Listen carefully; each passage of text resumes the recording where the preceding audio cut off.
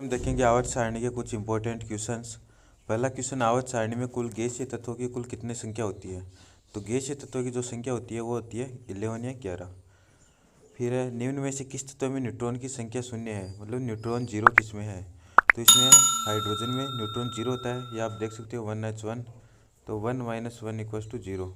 Next है, आवर्त सारणी में सबसे हल्की धातु कौन सी है। तो आवर्त सारणी में सबसे हल्की धातु है लिथियम। फिर है, सर्वाधिक गैसीय तत्वों वाला वर्ग कौन सा है। शून्य वर्ग, शून्य वर्ग या जीरो वर्ग आप बोल सकते हो। इसे अकेले गैसों वाला वर्ग होता है, जिसमें helium, neon, argon, krypton, xenon और रेडोन आते हैं। ये सभी के सभी गैसीय है और ये 18वें वर्ग या जीरो वर्ग में आते हैं। फिर नेक्स्ट है, हीलियम तत्व में न्यूट्रॉनों की संख्या कितनी होती है। तो हीलियम तत्व में न्यूट्रॉन की संख्या आपको निकालने के लिए मैंने बताया परमाणु भार माइनस परमाणु क्रमांक। तो हीलियम होता है 2He4, तो इसका परमाणु भार हो गया 4 माइनस परमाणु क्रमांक हो गया 2, तो 4 - 2 = 2। परमाणु क्रमांक और प्रोटॉनों की संख्या उदासीन तत्वों पर समान होती है। नेक्स्ट है, कौन सी अक्रिय गैस हमारे वायुमंडल में नहीं पाई जाती है। इसका है रेडोन, ये आपको याद रखना है। फिर नेक्स्ट है, अक्रिय गैसों में कुल कितने मुक्त इलेक्ट्रॉन पाए जाते हैं। तो इसमें होता है 0। अब आप इसे देख सकते हो, जैसे हीलियम है तो हीलियम का इलेक्ट्रॉनिक विन्यास होता है 1s2, मतलब S पूरा कंप्लीट फुलफिल है, इसमें कोई मुक्त इलेक्ट्रॉन नहीं है। फिर दूसरा और एग्जांपल देखें तो नियोन है, तो नियोन में भी 1s2, 2s2 और 2p6, p पूरा कंप्लीट फुल है, कोई रिक्त स्थान नहीं है। नेक्स्ट है, अक्रिय गैसों में कुल कितने मुक्त इलेक्ट्रॉन पाए जाते हैं, ये हमने देख लिया। फिर नेक्स्ट क्वेश्चन है, आवर्त सारणी में सबसे क्रियाशील अधातु कौन सी है। तो सबसे क्रियाशील अधातु की बात करें तो वो फ्लोरीन होती है। फिर पौधों में पर्णहरित में पाया जाने वाला कौन सा धातु है। पर्णहरित मतलब क्लोरोप्लास्ट में कौन सा धातु या मेटल पाया जाता है।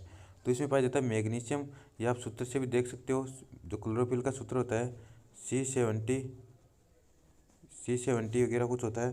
तो इसमें जो मैग्नीशियम है वो पाया जाता है C70H55, ऐसे कुछ सूत्र होता है इसका क्लोरोप्लास्ट का, उसे आप देख सकते हो। Mg का एक मॉलिक्यूल इसमें पाया जाता है। फिर क्लोरीन को अपना ऑक्टेट पूरा करने के लिए कितने इलेक्ट्रॉन की आवश्यकता होती है। तो इसके 1 इलेक्ट्रॉन की आवश्यकता होती है। आप चार्ज में भी देख सकते हो, क्लोरीन हमेशा -1 में होते हैं, इसे 1 इलेक्ट्रॉन की जरूरत होती है अपना अष्टक पूरा करने के लिए। फिर नेक्स्ट क्वेश्चन है, सिलिकॉन के अंतिम उपकोष में कुल कितने मुक्त इलेक्ट्रॉन पाए जाते हैं। तो सिलिकॉन में 4 मुक्त इलेक्ट्रॉन पाए जाते हैं। अगर सॉल्यूशन देखें तो सिलिकॉन का पता आपको 14 परमाणु क्रमांक होता है। तो इसका इलेक्ट्रॉनिक विन्यास लिखे 14 का, सिलिकॉन 14।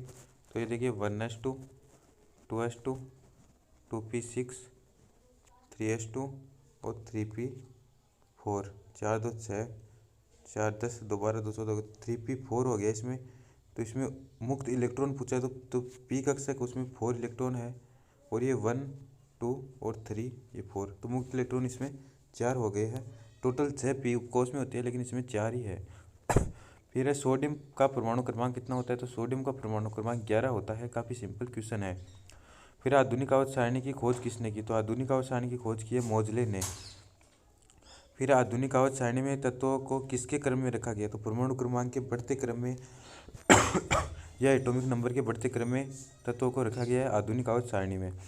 फिर उपकोष में कितने इलेक्ट्रॉन होते हैं। पी उपकोष में, तो पी उपकोष में आपके इलेक्ट्रॉन होते हैं 6, या आप देख सकते हो। एस में होता है 2 इलेक्ट्रॉन, पी में होते हैं 6 इलेक्ट्रॉन, और जो डी होता है उसमें होते हैं 10 इलेक्ट्रॉन।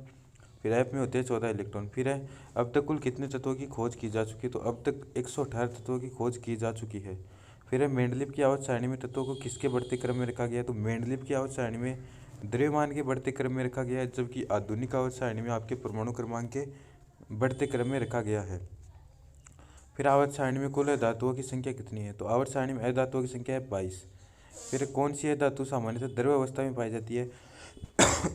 तो ब्रोमीन धातु आपकी सामान्यतः द्रव्य अवस्था में पाई जाती है। तो दोस्तों, वीडियो अच्छा लगे तो लाइक करें, सब्सक्राइब करते चले, और कितने क्वेश्चन आपके सही है ये कमेंट करके बताएं, और नेक्स्ट किस टॉपिक पर आपको वीडियो चाहिए ये भी आप बताएं। विद्युत का सबसे अच्छा सुचालक कौन सा है। तो चांदी विद्युत का अच्छा सुचालक है। फिर सौर सेलों में प्रयोग किया जाता है। तो सौर सेलों में प्रयोग किया जाता है सिलिकॉन, ऐसा ही जिसे हम बोलते हैं, जिसका इलेक्ट्रॉनिक विन्यास हमने पिछले क्वेश्चन में देखा है। फिर तारों में सबसे ज़्यादा पाए जाने वाला तत्व है वो है हाइड्रोजन। फिर सूर्य किन तत्वों से मिलकर बना होता है। तो सूर्य बना होता है हाइड्रोजन और हीलियम से मिलकर। फिर ब्रह्मांड में सबसे हल्की धातु या सबसे हल्की गैस कौन सी है। सबसे हल्की गैस है हाइड्रोजन। फिर है, मानव शरीर में सर्वाधिक उपस्थित तत्व कौन सा है? तो सबसे ज़्यादा तत्व मानव शरीर में पाया जाता है वो पाया जाता है ऑक्सीजन। फिर है हमारे वायुमंडल में कौन सी गैस सबसे ज़्यादा पाई जाती है? तो नाइट्रोजन गैस हमारे वायुमंडल में सबसे ज़्यादा पाई जाती है। फिर है फास्फोरस का परमाणु क्रमांक कितना है? तो फास्फोरस का परमाणु क्रमांक 15 होता है।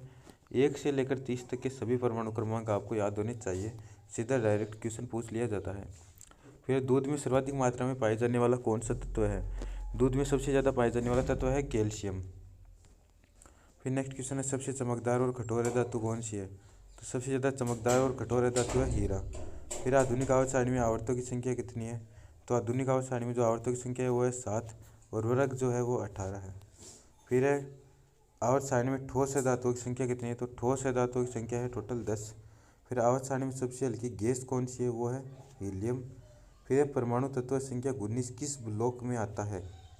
मतलब किस ब्लॉक एस से संबंधित, तो इसमें आ जाएगा ये आपका। तो ये सारे क्वेश्चंस थे, कोई डाउट तो कमेंट करिए। अगला किस टॉपिक पर आपको वीडियो चाहिए बताएं। Thanks for watching, like subscribe share, thank you.